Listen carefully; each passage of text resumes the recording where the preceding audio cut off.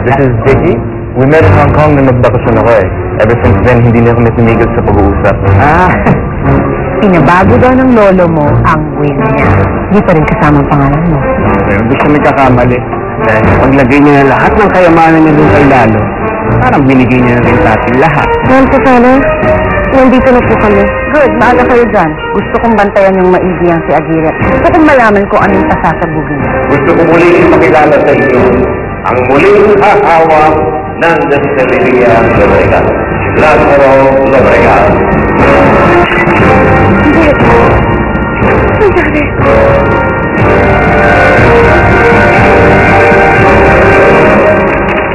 Nagulat kayo, ano? Ako rin. Noong una kong muling makita si Lalo, all I did was thank the good Lord na ibinalik siya sa akin.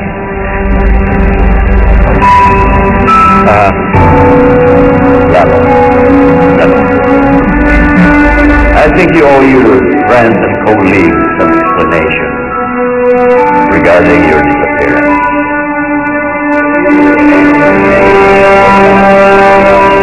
Come on, my boy.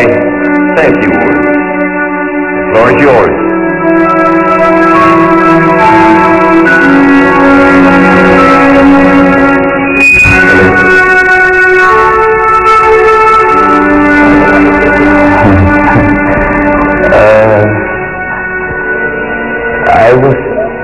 I was amnesia.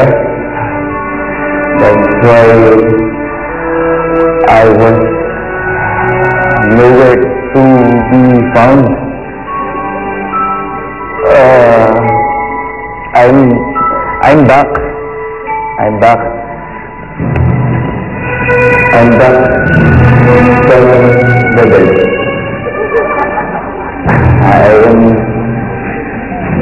I am happy with you guys. I'm good. I don't. Thank you.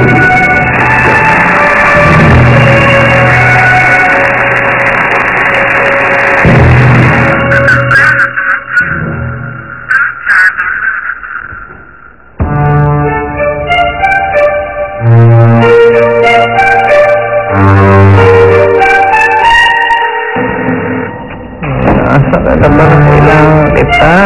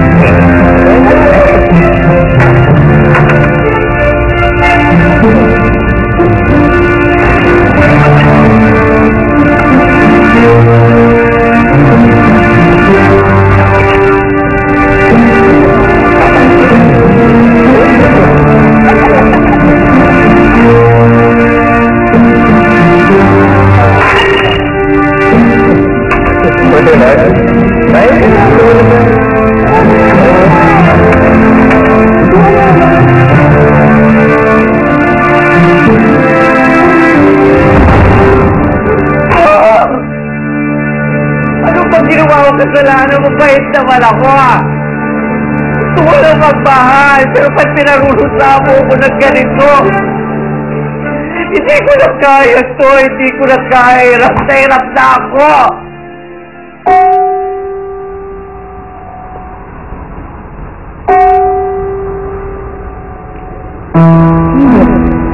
Hindi ko siya tatawagin.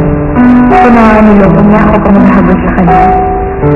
All this time, akala ko napakabuti na tao. Pero pinasakay naman ako. Kami naman. Pinaniwala na kami hirap siya. Nagpanggap siyang driver para makapasok sa buhay niya.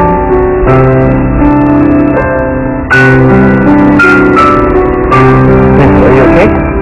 Oo. Sure, anything? Ano bang pakialam mo kung okay lang ako? You think that's me, Lou?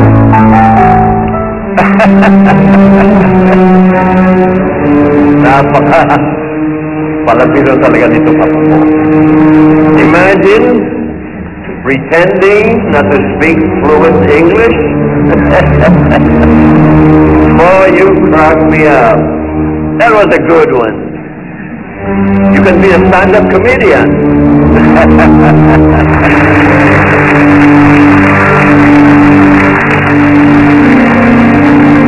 Well now, ladies and gentlemen, that Lalo is back. I assure you, magiging palaban muli ang Destileria Lobregat. Right, my boy? Yes, thank you.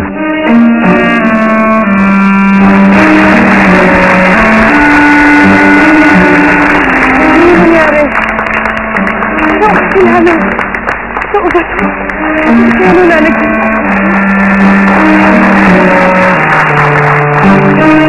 Really? Magkasama ang lolo ko at si Lalo? Natutuwa naman ako at masaya ang lahat para sa pagbabalik ni Lalo. Sige, pare, maraming salamat. Well, what? As expected, hinarap ni Lolo ang kanyang golden boy sa mga tao. At paniwalang-paniwala ang lahat na si Lalo nga ang nagbalik. Ay, Gaston, matutupad na rin ang mga pangarap natin. Mapapa sa atin ang kayamanan ng mga Lobregato na walang kahirap-hirap. Hindi ko na kailangan pong bumalik doon sa kumpanyang yon. Dahil siyempre lahat naman ipapamana nila kay Lalo. At sa mga kamay ko rin bagsak ang mga yun. I can feel the money. Sa mga kamay natin. Ay, alam mo naman, what is mine? It's mine, and I give you some. Very good. And half.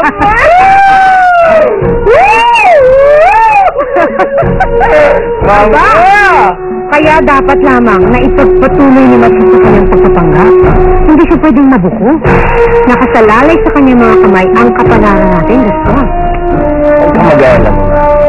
Hindi lang naman mga kapalaran natin ang mga nasa kamay ni Matras. Kundi ang kapalaran ng pinakamamahal niyang si Oren. Oras na pumalpak siya at hindi niya sinunod ang mga gusto natin. Bakit siya ng inihaw na koneho.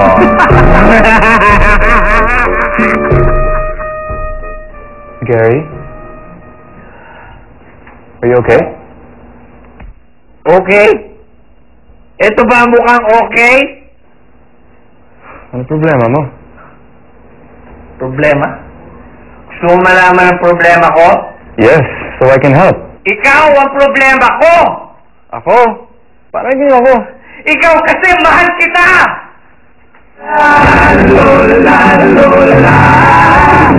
Lalo.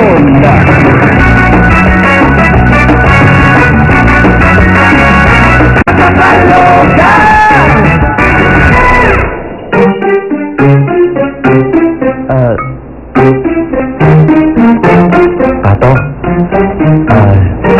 Are you okay? Bro, anong sinasabi mo? Mahal mo ako?